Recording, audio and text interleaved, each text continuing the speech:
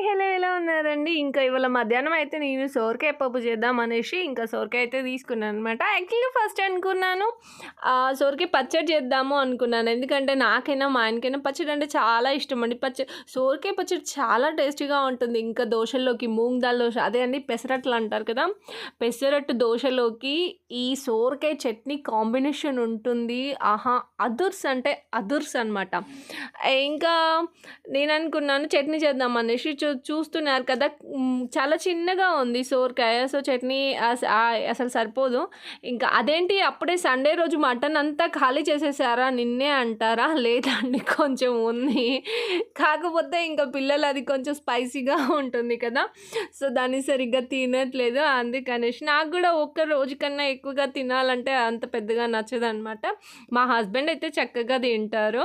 So, ఇంకా మా కోసం అయితే చేసుకోవాలి గదా! అందుకనేసి చిట్టి సోరకాయనైతే నేను కట్ చేసేసుకున్నాను. అండ్ చక్కగా పోపేసుకుంటున్నాను. పచ్చిమిర్చి కూడా కొంచెం కారం తక్కువే వేస్తానండి. పిల్లల కోసం అనేసి ఇంకా వేసేసుకున్నాను. అండ్ ఇందులో పప్పు వేశాను. ఏం పప్పు అంటే మైసూర్ పప్పు. నాకైతే అసలు మైసూర్ పప్పు అంటే నాకసలు తెల్వనే తెల్వదండి ఇంతకుముందు పెళ్లి ముందు వరకు. ఎందుకంటే అసలు మా అమ్మ ఎప్పుడు నా చిన్నప్పటి నుంచి నేను చూస్తున్నాను. నాకు తెలిసిన 3 పప్పులు పెసరపప్పు, కందిపప్పు, శనగపప్పు అంతే. ఇవి 3 పప్పులే ఏసేది మా అమ్మ ఎప్పుడు. అసలు ఈ మైసూర్ పప్పు అనేది ఒకటి ఉంటుందనే నాకు తెలీదు. మా అమ్మకి పాపం మా అమ్మమ్మ అస్సలు చెప్పలేదేమో. అందుకనే నాకు మా అమ్మ చెప్పలేదు. సో, అట్లా నాకు తెలీదనమాట. ఇంకా ఇక్కడికొచ్చాక మాకు రేషన్‌లో అయితే ఎక్కువగా దొరుకుతుంది మైసూర్ పప్పు. ఎర్రగా ఉంటుంది కదా! దీంతో దోసలు కూడా వేసుకుంటారంట అండి. నాకు తెలీదు. ఒకసారి ట్రై చేయాలి. పప్పు బాగుంది.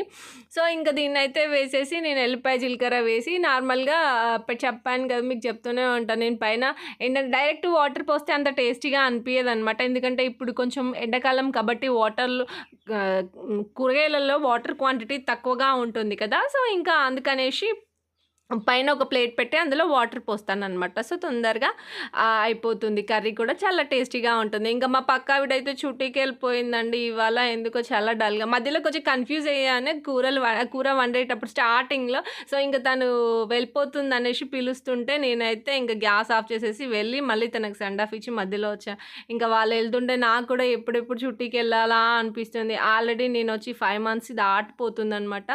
అందుకే అందరూ చుట్టీకెళ్తుంటే నాకు చుట్టీకెళ్ళాలనిపిస్తుంది. సో, మీతో మాట్లాడుతూ నా కర్రీ అయితే అయిపోయిందనమాట. వీడియో ఎలా అనిపించిందండి? వీడియో నచ్చితే గనుక లైక్ చేయండి, షేర్ చేయండి ప్లీజ్.